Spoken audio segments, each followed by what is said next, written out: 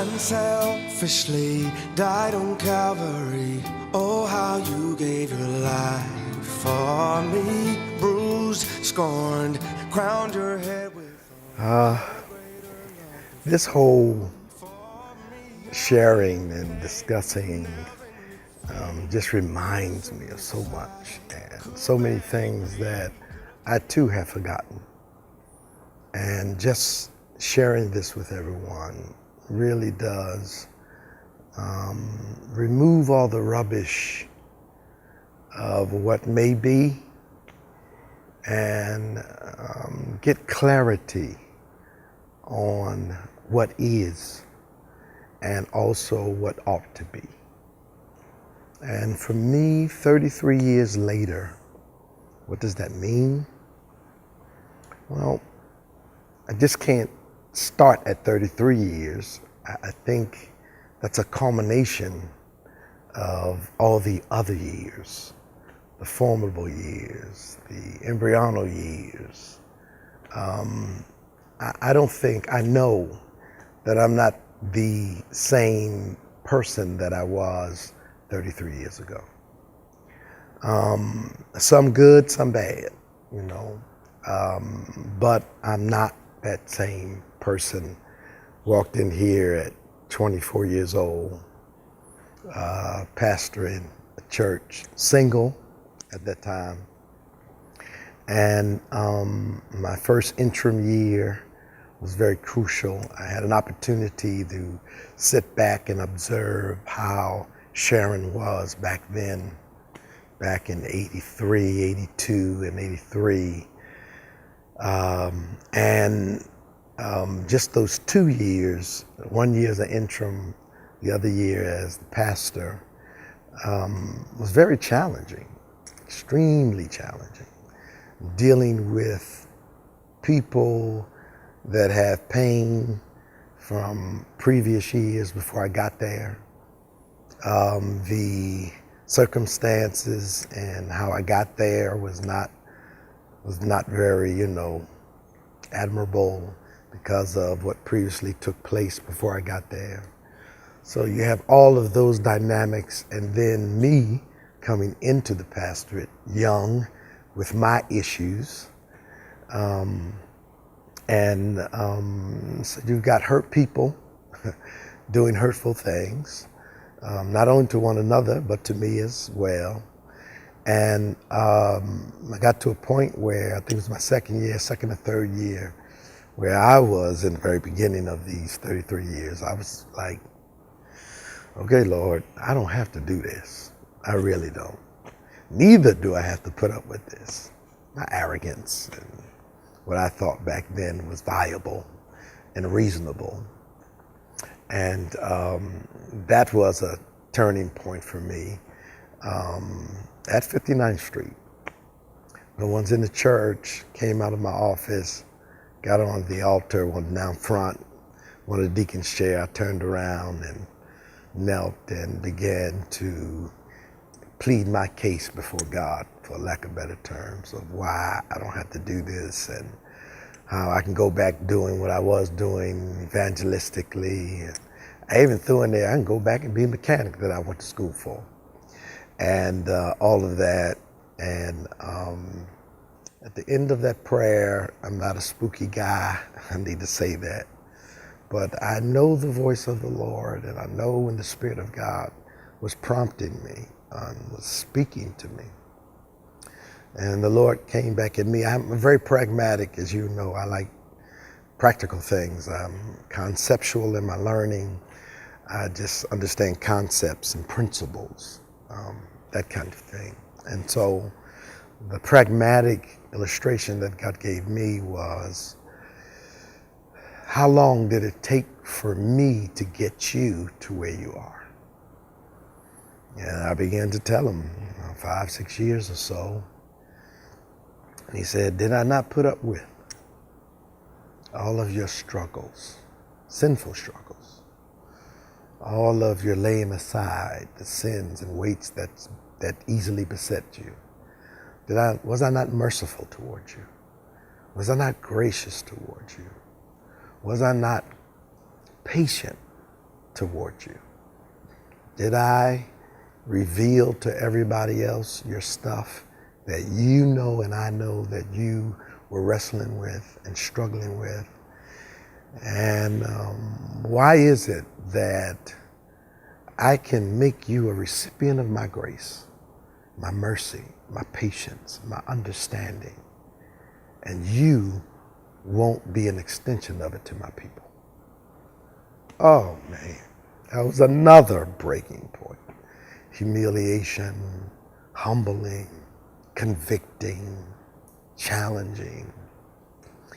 And when I got up off my knees at that altar, I was a different man then than I was 2-3 years prior to being at Sharon. And so my whole focus and my attitude, that's what it was an attitude adjustment. And it was a humbling attitude adjustment. I didn't know that I was arrogant like that. I just tried to be toward the people what the Lord was to me, what he was toward me, how he treated me, how my relationship with him was. And by the way, he did say, I'm a shepherd and I made you a shepherd. Why aren't you shepherding my people? And boy, that was, so my whole attitude began to change. I did not take allegations and accusations that people were saying and doing to me. I didn't take it personal no more because he was my example. He was accused. He was, mistreated. He was treated wrongly. And if he could be that and be perfect, who am I not to get involved or endure the sufferings of Christ? Who are we that we can't endure any sufferings, any misunderstandings, any allegations, any, false accusing, and all of those things? Who are we not to be a part of that or not experience that in ministry and in the pastorate? So my whole attitude changed, and I took it not like it was against me. I start to wear it as a badge of honor, that people would see Christ in me enough that they think that they could do that to me and say things about me and misunderstand me and all of that. I took it as I must be starting to look a little bit like him, or live a little bit like him, or act a little bit like him, because what they did to him was being done to me. Not that I'm so special privileged character. It just was very humbling and at the same time very assuring that I am doing what I'm called to do. And every day has not been like that. There have been greater days, better days, but it still does not mean that I did not have some more of those days. And I'm quite sure I'm not talking to ignorant people, that there have been trying days. And there will probably be more trying days. But the issue is, can you be tried? And what I've discovered is, if God can't try you, he can't trust you. And if you can't be tried, you can't be trusted. So that's one's lot, or it's a part of the pastorate. And if I could do it over again, I don't think I would change anything, because it has made me into what I am, and what I am also becoming. I have not arrived. I don't think I've arrived. I don't think this is the pinnacle of my life or of my Christianity or my relationship with Christ. I am learning as I'm talking to you. I'm being tried as I'm talking to you. And so will you. And so when I celebrate 33 years, I look at it from this lens. You're looking at it from the lens of me. I'm looking at it through the lens of God. And that I see it from this perspective, from my lenses. That after 33 years of being here, one, I'm not tired. At times I get weary, but not in well-doing. It's a part of your Christian development, not just a preacher, but as a Christian. It's part of that development. It's a part of your transformation. It's part of being transformed. And that's in the present tense, meaning it's ongoing. It'll never stop. Borrow the words of the Apostle Paul. He says, my brethren, I've not apprehended. I've not arrived yet.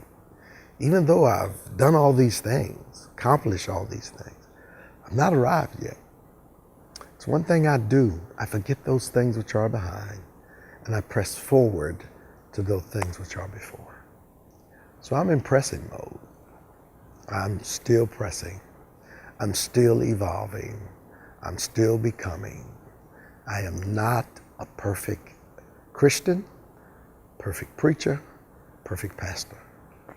But I would hope I have more perfection or maturity in me now than I did 33 years ago. I think I'm getting better. I know I'm getting better. And not necessarily getting bitter. That's what I guard against. I try to guard against becoming bitter when things happen, when people do what they do, because I don't want to go out being bitter. I want to go out being better. That's what it means to me for 33 years. I never knew of a love so true. You gave your life and still I hurt you. Lost so many times, crucified you again. But I repent, forgive me for my sin. You paid it all up on the cross.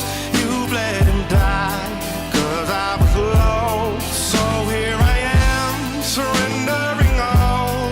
Lord, hear my cry, on my knees I fall. You paid it all.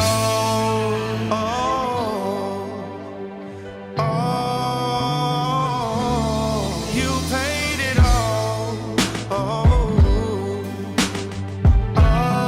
You paid it all. I realize I'm no good. Ooh, ain't no money I can pay in exchange for the blood